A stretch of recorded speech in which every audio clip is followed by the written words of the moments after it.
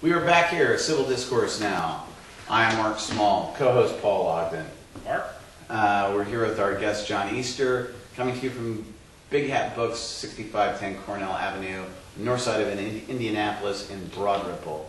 I think John has a blog. We probably should say it again. John?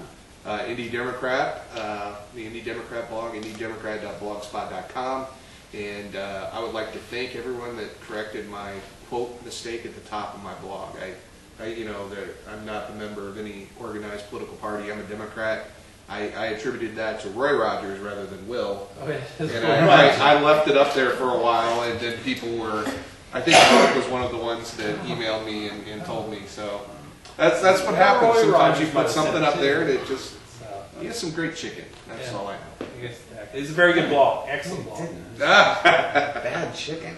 But, okay, we're looking right now at the 4 years ahead. Were we on camera when we were talking about the Supreme Court? I don't believe so, Okay. but I was making the point off the air that Citizens United is a very, very long case, and it's very difficult to read, but in the middle of it someplace, they do address the issue of foreign corporations and that Congress can still regulate foreign corporations. And you came back with a point, which I agree with. And that is that if I'm from another country and I have $80 billion, or I am another country, I can buy controlling interest in a corporation or buy all the shares in a corporation, and that is an American corporation. So that's silly to sit there for them to say, well, no, foreign corporations can't come in. Yeah, they can. And my problem with Citizens United, looking at it from a conservative perspective, and a lot of people on the right don't agree, it was an activist decision. It Here was. we are.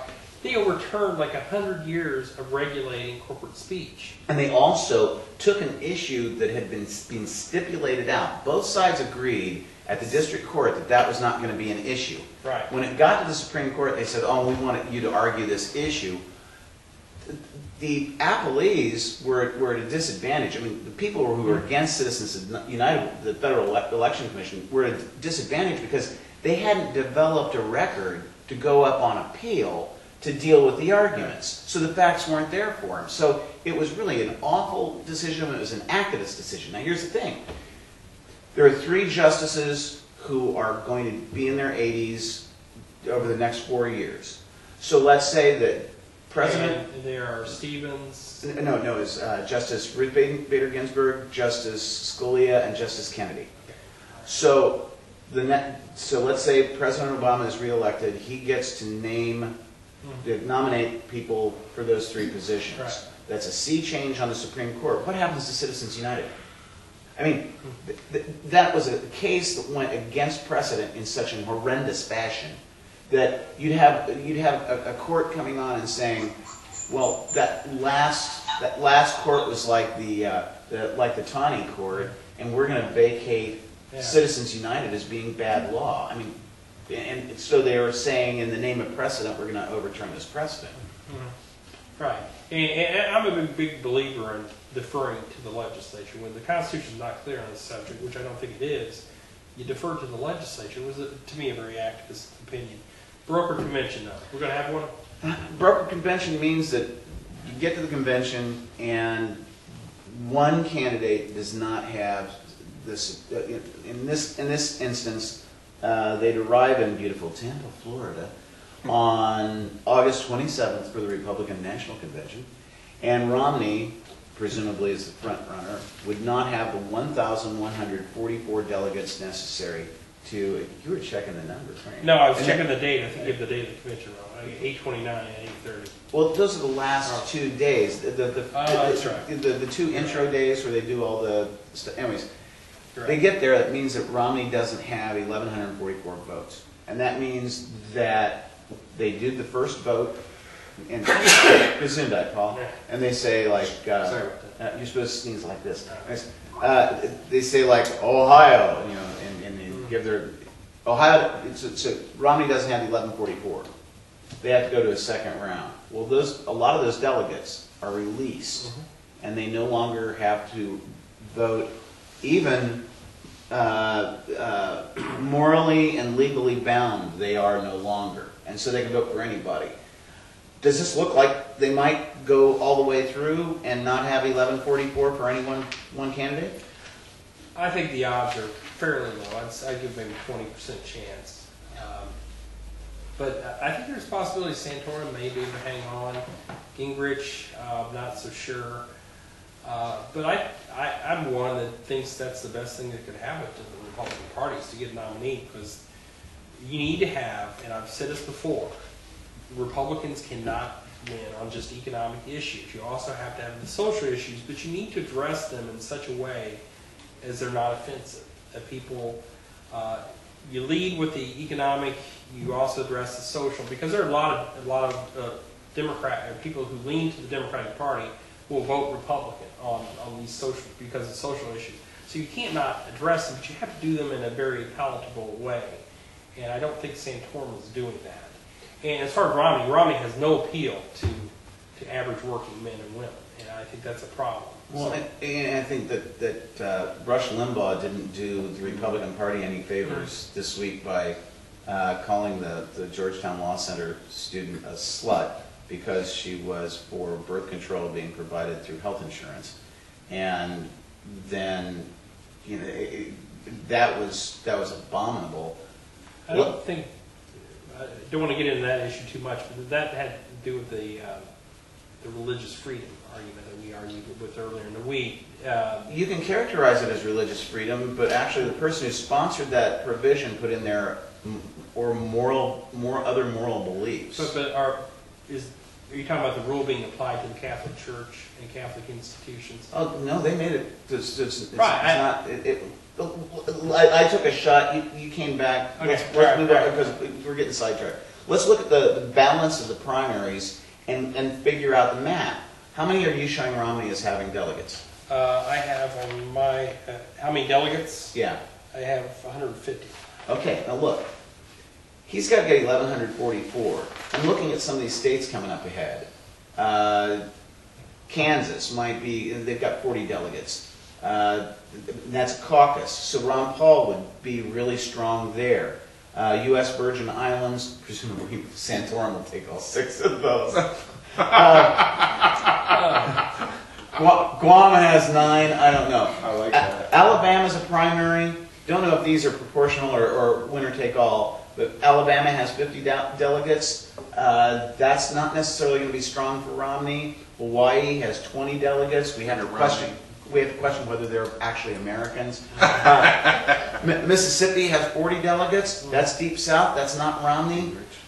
Missouri, that's blue collar. I already saw what Santorum did there. Yeah. Illinois has 69. I don't see that as being heavily Romney, especially as heavily Union as it is over there. Louisiana's 46. Those people can do anything. Are there Republicans in D.C.? Apparently they have a primary. Well, there are 19 of them at least. Maryland has 37 delegates. I don't see that as being strong Romney land. Maryland? Yeah. Oh, you're right. Yeah. It did just pass gay marriage became It's close to Massachusetts, isn't it? Maybe I don't know my geography well. Maryland is like down here. Massachusetts is up here by about 400 miles. Probably. So it's not. There's a bunch of little states in between there, Paul. It was called the Great Compromise at the Constitutional Convention. Okay. Then you got Wisconsin with 42 votes at this far out. Who can tell? Well, Wisconsin's going to be interesting to see what happens with Scott Walker. Oh, and I think, what kind of a job is he going to be doing after his recall? Texas is 155 delegates. Yeah, he's strong there. So New York has 95 delegates. That's probably heavy for Mitt Romney. 72 Pennsylvania. Santorum. Where's California? I know it's out west, but 172. 172. Did lose Pennsylvania his last race. Yeah, but that was that was in the general, not the primary. And California you got 172 delegates. I don't think you're looking at Romney getting 1144 for first round. Well, the key is going to be what happens to some of these other candidates. If Gingrich holds to his pledge to drop out, where do his delegates go? Does he give them to Romney, or does he give them to Santorum, or does he keep them? Or any delegates that he gets exactly in the future. Ron Paul, I just don't see Ron Paul dropping out. I see him. He's kind of like the front runner that still is yet to return as the front runner. I think you're going to see Ron Paul make a surge at some point back ahead, because one thing I think we've learned is that we've seen Michelle Bachmann, Herman Cain, Rick Perry. You just go through all the list of everybody but Romney who has been the front runner, and I think there is a chance that we reach the convention.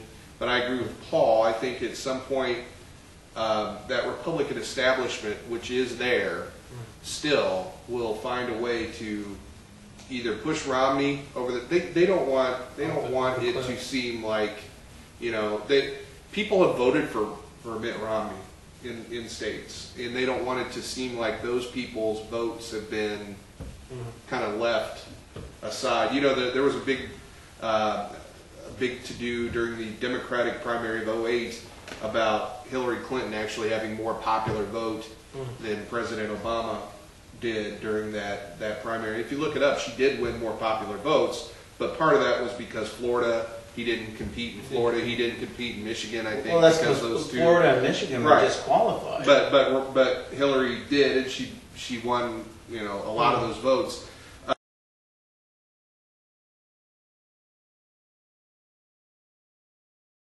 Large. But the whole. I mean, you kind of saw what was going to happen when we got to Indiana. I think it became pretty clear that we were already Obama, here. We didn't get to right. Well, but when the presidential circus got to Indiana, we kind of became clear that President Obama was going to have enough superdelegates, and he finished a close second in Indiana, which which was heavily believed to be a Hillary stronghold because of her association with the buys, and you just got the feeling that this was going to be when.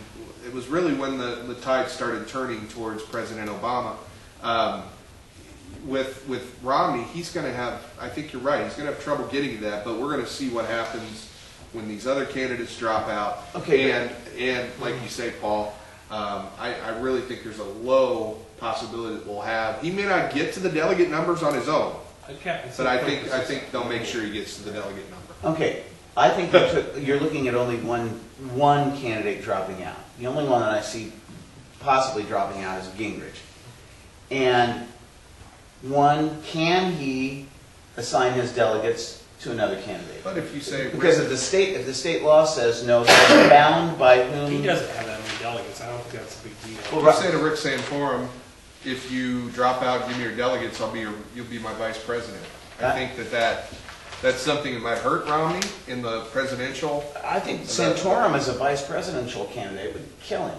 But what I'm saying is, if you promise someone that and he drops out, then you make him your vice presidential. That might be one way that Romney gets there. I'm not so sure that. I mean, do the Republicans want to beat President Obama? Sure, but do they? I mean, they just. I think at some point you got to save face and move on here. When they go to the convention, the people who voted. The people who are pledged to Romney, a lot of them are pledged to Romney or supporting Romney because they believe in him, because they believe he's the best chance of winning. I think if you get to a brokered convention, I think people are easily going to pull away from Romney. Do you think then somebody like Chris Christie or somebody steps in? I think so. I think it'd be possible, but I think I'd say give it a 20% chance at best. We're getting down to the end, and thank you for joining us this week. I have to say, I really think we're looking at a possible brokered convention because I don't see the math there. Our guest this week is being John Easter. John, thanks for coming on again. Thank you. Talk about the primaries. Next week's show, global warming. Ooh. And then March 17th, which is St. Patrick's Day, we will do a show on public intoxication laws. And in doing so, we will watch people getting publicly intoxicated. Will you all be drunk? We weren't drinking in the show. Thank you very much for joining us, Civil Discourse, and our audience joining us today. Take care. We'll see you next week.